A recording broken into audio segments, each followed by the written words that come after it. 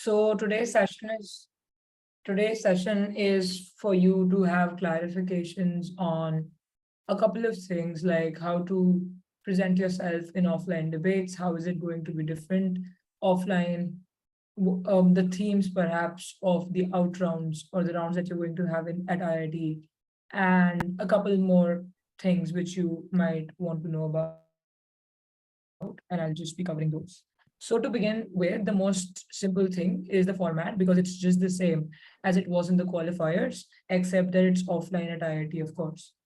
This means that the format as you know it for your category is going to be used just as it is at IIT, which means Prime Minister's speech, followed by Leader of Opposition speech, followed by Deputy Prime Minister, then Deputy Leader of Opposition, Government Whip, and Opposition Whip. No reply speeches, POIs are still there, everything is the same. So just so you have perfect reiteration and you're not missing out on anything, just look at this as well. This is for the junior category. This is the speaker order. The time that you get to speak for is 3 minutes, just like it was in the qualifiers. Nothing is changing. I'm repeating that again. Okay. As for the middle category, the only thing that changes is this, the time, 4 minutes of speeches, just like it was in the qualifiers again. The speaking order remains the same, no replies even in the offline rounds. As for the senior category then, the speaking time is 6 minutes. Everything else remains just the same, no changes. That's it. As for the motions for motion release and stance release, junior category already has a motion for the semifinals, and the stance allocation has also been shared on the group. So if you miss that, please scroll and look at it and start preparing if you want. Other than that, as for the request that we got for the finals motion for junior category also being a prepared motion, I think looking at all of the requests and after having reviewed it with the entire team of the chief adjudicators, we've come to the conclusion that we will allow it to be a prepared round and we will release the motions for the grand finals of the junior category tomorrow itself. But the stance cannot, of course, be revealed with the motion for the finals. So you will have to prep from both the sides and eventually debate from one side, which you will get to know about on the spot if you qualify for the finals. All right. Semi-finals for every category is going to be a prepared round. The motions will be released before the final day. You will get to prepare. But the finals for middle and senior category from 7th grade onwards is going to be impromptu. You'll get an hour to prepare then and there offline at IIT. It's only for the junior category because they're too young. This provision's been made that they can actually come prepared for both the rounds beforehand. I hope that is clear. Moving on. As for the kind of themes that you will get and how many, the monsters which are going to be covered in the out rounds. As you already know, industrialization, urbanization, and wars, all of these monsters have been duly covered in the qualifier rounds. So they're not going to be repeated in the motions for the out rounds. We are going to cover loneliness as a concept, but modern loneliness as a concept in the out rounds, and capitalism again. So it's going to, although the concept might sound tough at the outset right now, it's definitely going to be made according to the level of competence for each category, their age and everything. So the motions will be simple, just like you must have seen the junior category motion. It's not difficult to comprehend, although it is on modern loneliness.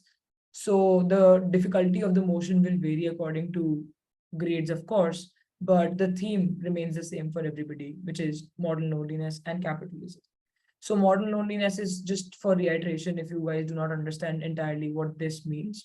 Modern loneliness is this theoretical concept where we talk about the forms of loneliness in a society which is industrially complex and technologically defined. So we have social media, which gives us ready access to so many people across the country and whatnot. But is it really equipping us to have meaningful social network? Or is it actually crippling us in a way that even when we have people close to us, we don't really want to talk to them because of the hyper productive societies that we have become and the kind of competitions we indulge in, and because of which we don't feel like talking to each other even if we can. An example of this is that you are in a class and there are 40 people in the class, but because there's so much of like toxic competition fueled by capitalism for like getting the best grades or whatever, it's very difficult for you to also be friends or have a friendly dimension to the relationship that you have with your peers. Although you can communicate with them, you probably more often than not would not want to, because of how competition gets in the way, being productive gets in the way, getting people's praises gets in the way. That's modern loneliness. And when it comes to capitalism is just like a fancy word for however the economy is today as we know it. So capitalism is all about a lot of profit making that happens even at the cost of individuals. For example, getting people to do overtime work, not caring for the health of your employees, and industrialists exploiting the environment just because they want to make more profit, only caring about money, only caring about GDP, not caring about human sensibilities, their lifestyle, the environmental sustenance, all of those things being sidelined in the interest of profiteering is what capitalism naturally fundamentally entails. Capitalism is a very complex concept, but if you know this as the junior category, that this is about competition, this is about not having any time to rest, I think that's a very simple understanding of what capitalism means. Okay, are there any questions so far? Only based on what I have said. We are not going to be taking any questions on logistics yet, which means my partner is missing, this partner is not going to come, this, that. Are questions which are going to be taken towards the end of this session. Right now, it's pertinent to what I am saying and the process that I'm delineating. Please give me a show of hands if you have any questions. Wait for yourself to be recognized and then ask.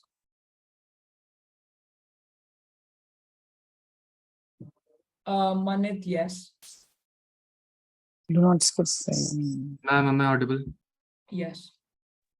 Ma'am, for the impromptu round, for the final round, will we have like we have 1 hour to prepare?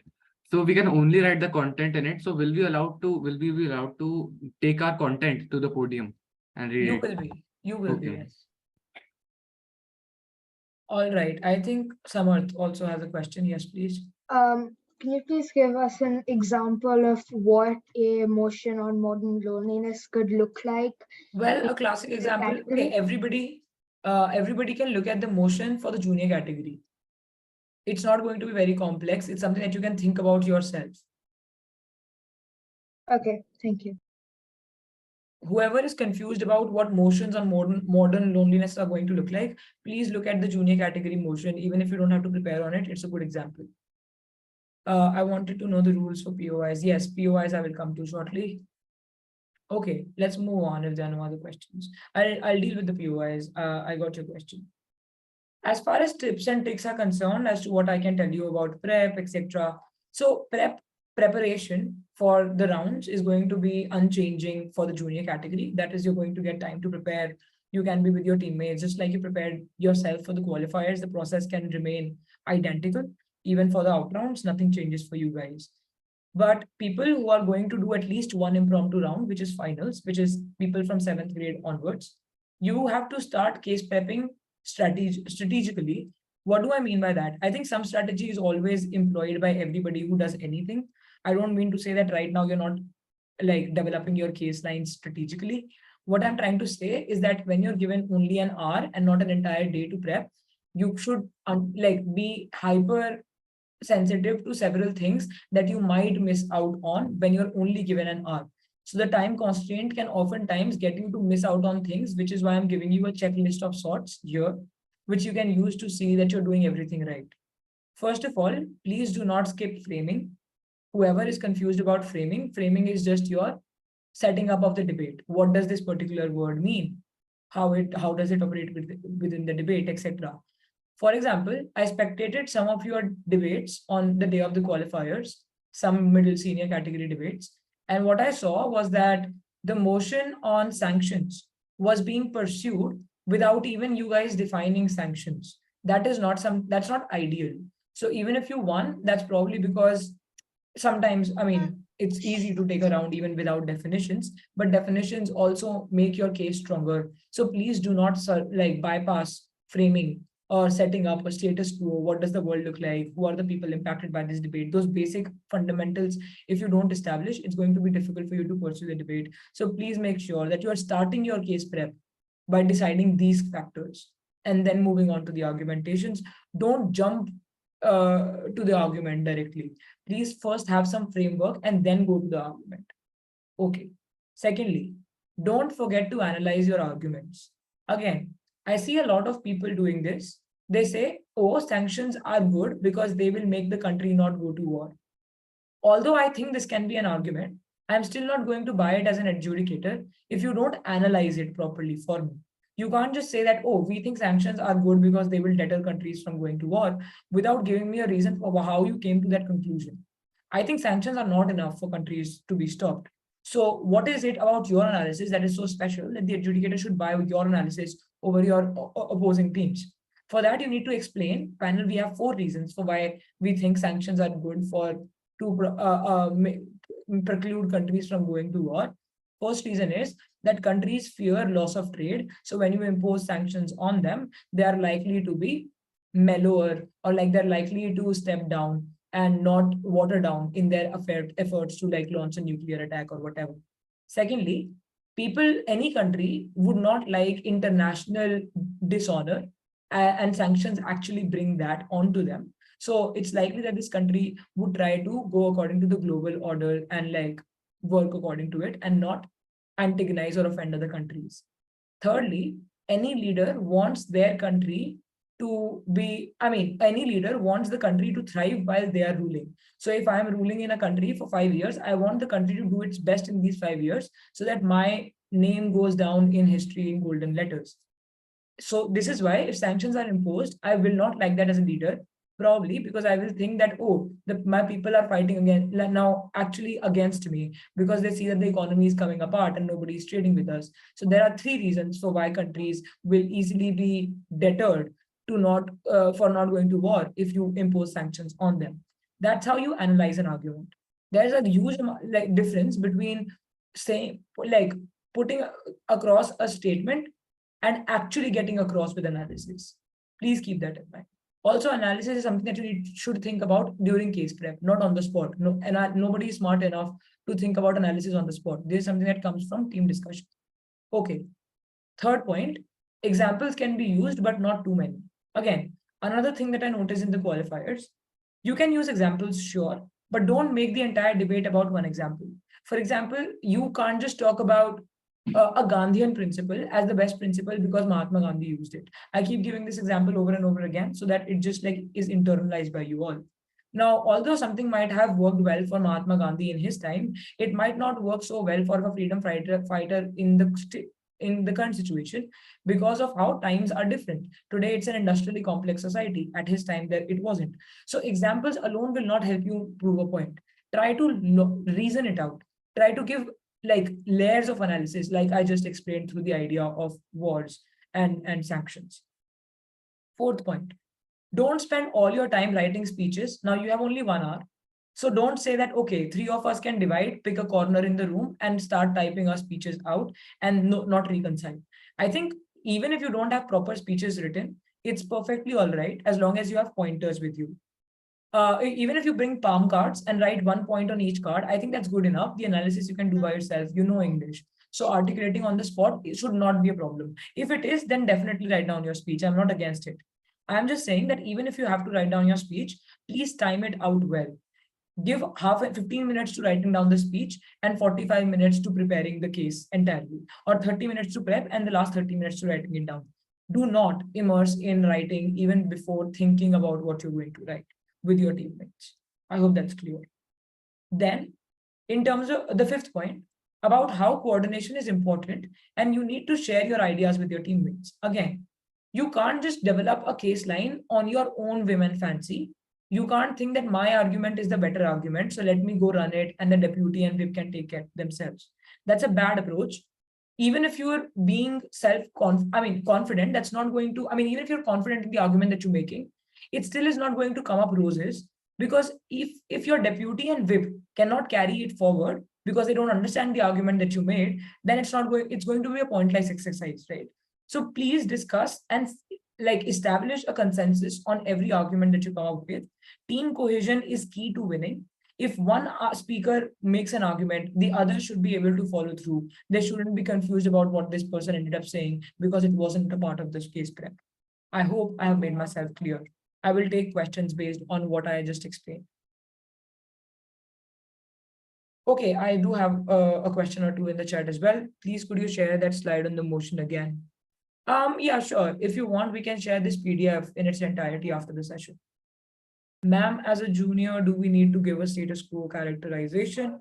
You can skip that, or you could do it. So, like, see, you also have to do it to some extent. You can tell me where the debate is happening, what the world looks like in very simple terms. You don't have to do it as intensely as the other categories, but you can also try defining the world. It's not much, and it really helps your case. That was for Riyansha. Who else? Are there any questions? I don't see any hands raised. All questions in the chat. All right. Working on the presumption that everything is clear so far. Moving on. As far as tips and tricks are concerned for the debates, now the tips and tricks that I gave you were for the prep, as to how to organize your prep when you only have an hour and you can't afford to go wrong. You can follow that process and that strategy if that works for you. Now this is about debates. So when the case prep is over, you're all assembled in the room and the debate is about to start. How do you conduct yourself in an offline setting during debates then? First of all, do not gatekeep matter for yourself. It is a team sport. This means if you say, if I'm the deputy speaker and I have two teammates, I cannot say that, oh, I will not let Devika as my first speaker. I will not tell her my argument in the case prep because I want to shine bright and I want to use this argument on the contrary. And instead, I don't want her to use my argument. Now that's a bad strategy because again, if deputy mentions it, but the first speaker did not, then you do not have as much analysis to the argument as you could have if Devika was also privy or informed about the argument. This particular exercise is all about teamwork, which means sharing everything that you know about the case so as to benefit all of you together as a team in its entirety. Gatekeeping matter might seem like a sensible choice, but it's frankly not. Secondly, deputy and whip speeches must carry forward their first speaker's claims. You cannot run entirely new arguments having forgotten your first speaker. This means that 3 speeches cannot be 3 different speeches from one side. If you have one argument, for example, my first speaker only ended up saying that sanctions are good because they keep country from going to war, then it is my responsibility to give the 3 reasons for why we think that argument is true. If I let the first speaker's argument be where it is and initiate another argument, this is not going to benefit because your first speaker gave an argument and didn't analyze it. You didn't bother analyzing that either. You ended up making a new argument for yourself. This means that you have a lot of arguments now, but the problem is that as a team, none of you analyze any of the arguments because you were busy sharing your own. You don't want that to happen, so you need to coordinate. And coordination, I think, is way more easy in offline rounds because you can constantly do to and fro, coordinate with each other. You will be sitting very closely. So as long as you whisper to each other during debates, it's okay, to give each other points. The third point is about giving fair amount of time in your second speech to rebuttals. Another thing that I noticed in the qualifiers, which I do not want you all to repeat because it might just cost you in a tight room. Please do realize that your case is important, but your case is only important if you have been able to take down what the other side is saying about your case. Which means that if you keep harping about what you're saying and why that's right, in doing that, you're also overlooking or being not careful of what the other side is saying. This is eventually going to this might in fact lead to a loss because you are sure you had good arguments, but then opposition attacked you well and you did not respond to those attacks, which means that if somebody has attacked you and you are not attacking, you're not counter rebutting that, this means that you've let them won unopposed. Please don't do that. In your deputy speech, if it's like a 3-minute long speech for junior category, try to rebut for 1 minute and 2 minutes can be for your arguments. If it's a senior category speech, please prioritize. You guys are old enough to see where if rebuttals are more important than arguments. If you think there's a lot that needs to be rebutted, give it 3 minutes. If you think there's not enough that needs to be rebutted, give it 1 minute or even 1.5 or 2 minutes. It should be fine. So that's about prioritization. What is weighing on me? What is it that I should say in order to win this debate? Also try try looking at the debate from an adjudicator's perspective while being in it. Don't be biased towards your side. All right. Fourth point, rebuttals and engagement equally important. Like I said, I just explained that. Please prioritize the matter that is being contested on both the sides the most. This is important. Sometimes we don't realize that the point that you are talking about is not the point that everybody wants to talk about. The other side is constantly talking about something else. If you've said something and nobody is responding to it, this means that you will win on that point because nobody is responding to it in the first place. So let that be. Don't keep repeating it. Don't say panel, oh, we want to talk about this point, but they're not talking about it. What do we do? No. If they're not talking about it, let it be. Move on. Talk about what they're talking about. Because only then can you find engagement. You don't want to run parallel cases, right? Parallel cases when I am sharing something, the other side is sharing something else. We never talk about each other. We just debate as if we are the only team in the room. Those are bad debates because there is no clash in that debate. Clash is when I am talking about something like sanctions being good. No, a clash is when, let's say I'm talking about accountability of the government and opposition is also talking about accountability and we are fighting on that front. It can't be that government is talking about accountability and opposition is talking about elections because then you're talking about two different things and adjudicator would not know who to give the debate to. Okay, any questions so far? I see some in the chat. Okay. But can the second speaker also introduce some arguments? Oh, yes. Yeah. You can introduce new arguments, sure. But don't do it at the cost of explaining the first speaker's arguments, is what I'm saying. In the last few debates, second speaker was asked to present 2 new arguments according to the presentation shared. Yes, yes. You can share new arguments as a deputy speaker. Only as a whip speaker, you are not allowed to share new arguments. But when you share arguments which are new, you also have to keep in mind that you've covered the ones that your first speaker shared. What I mean to say is that your deputy speech should not start afresh, should not like be a speech which gives the adjudicator the sense that this is almost a first speech from this side. Where did the first speaker's extensions go? That should not be the sense. The sense should not be that the first speaker is completely ignored by deputy. That's what I'm saying. I hope that clears. I think another question. How do you pronounce your name? Is that Beer? Yes, it's Beer's mom, actually. I wanted to just confirm. So when you mean what you mean by taking forward what the first speaker said, you obviously don't want to just rephrase. Do you want it to be explained with newer examples, or could you? Oh, yes. Yeah, I think that's a really nice question for the junior category. So what deputy speaker is supposed to do is not repeat what the first speaker said. That's a pointless exercise for sure. Right. What I mean to say is that you're supposed to add value to it. So my first speaker would not be able to explain everything because they're also setting up the debate. They're also doing a couple of things that they're supposed to as the first speaker. They will not be able to analyze. So if they have given one reason for why your argument is true, then you should give 2 more so that your argument is strengthened. But you should also defend your first speaker. This means that your first speaker is done with whatever they had to say. But after that, they were also rebutted by the other first speaker.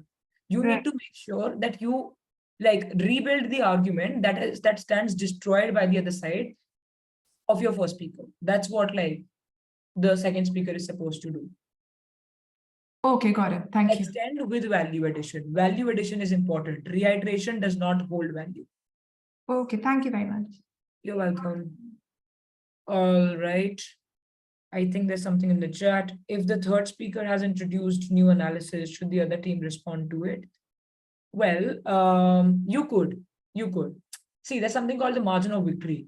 Margin of victory is that if it's a close debate, then you win on a very close margin, which means that the debate could have gone to any side, not just one.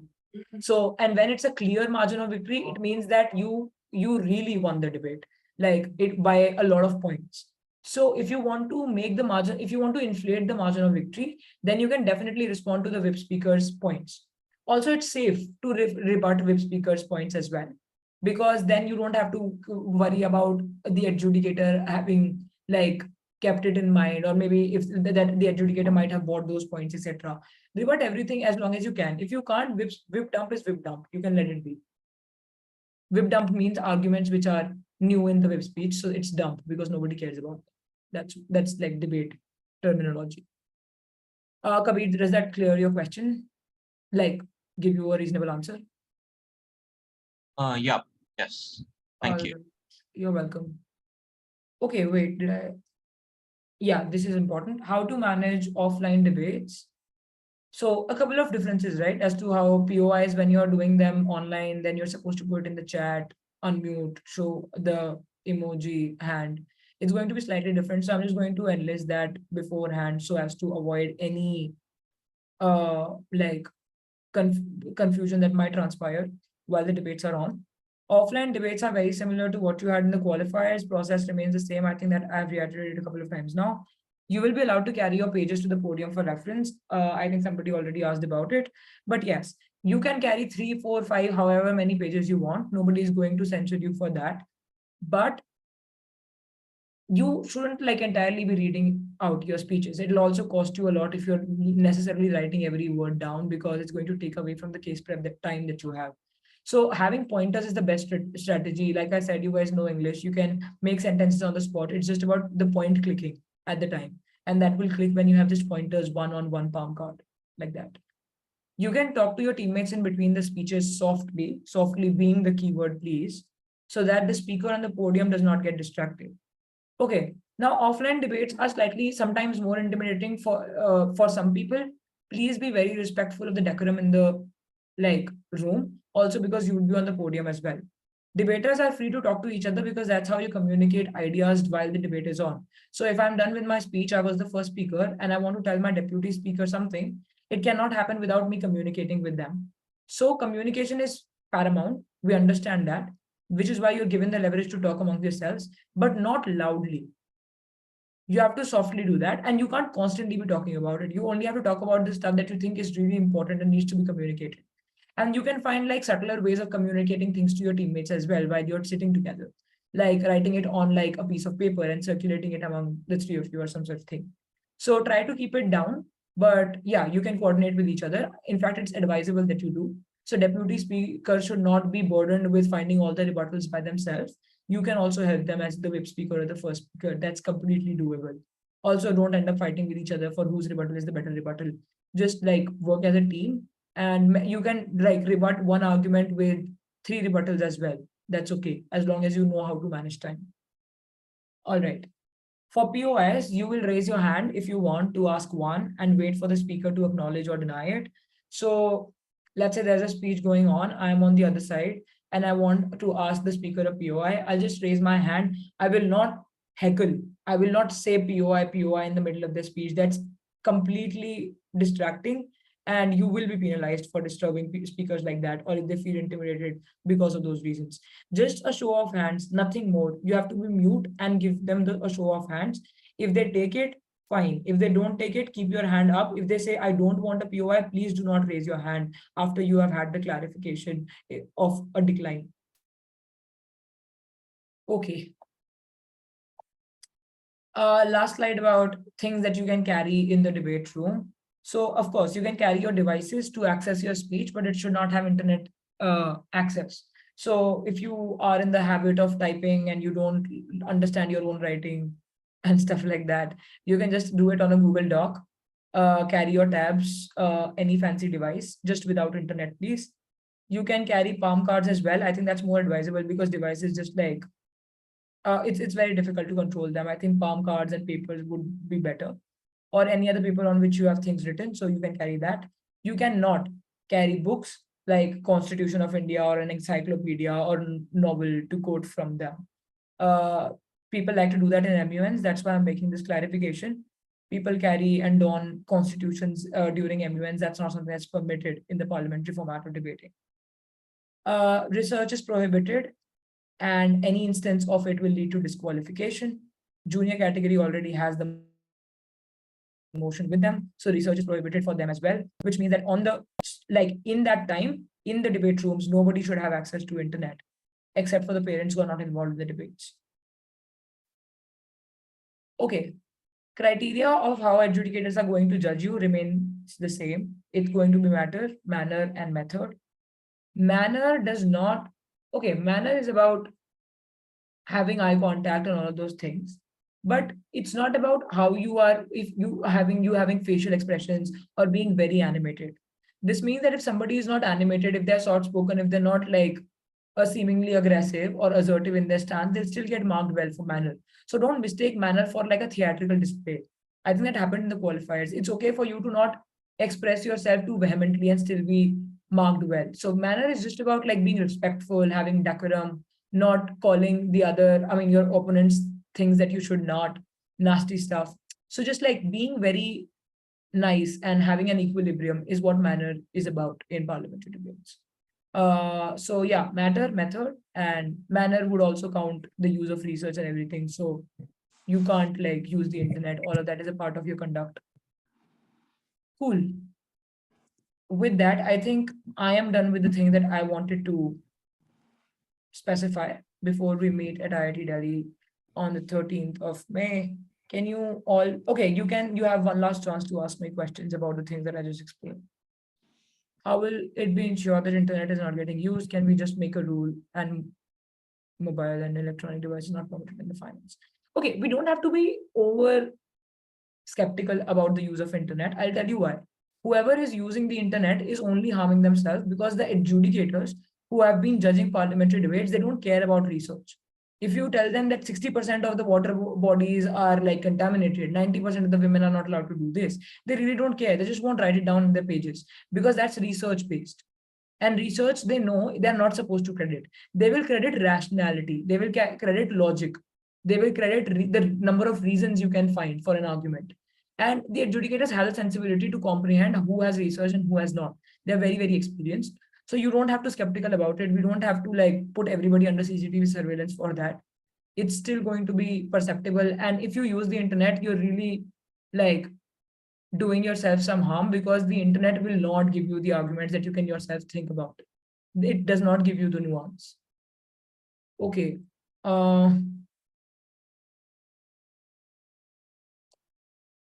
Okay, for finals and juniors, we have to prep for both for and against. Yes, yes, please. Because we don't know who's going to go into the finals, so we can't decide the stance beforehand. It'll happen then and there. I have a couple of questions. Could I ask them at once? Yes, okay. Later, once I'm done with the chats. Or will you tell us our side tomorrow? No. Finals, we're not telling the sides. On POIs, minute one and last minute will still be. Oh, yeah. Your protected time remains as it is. Everything remains as it is. The rules are the same. How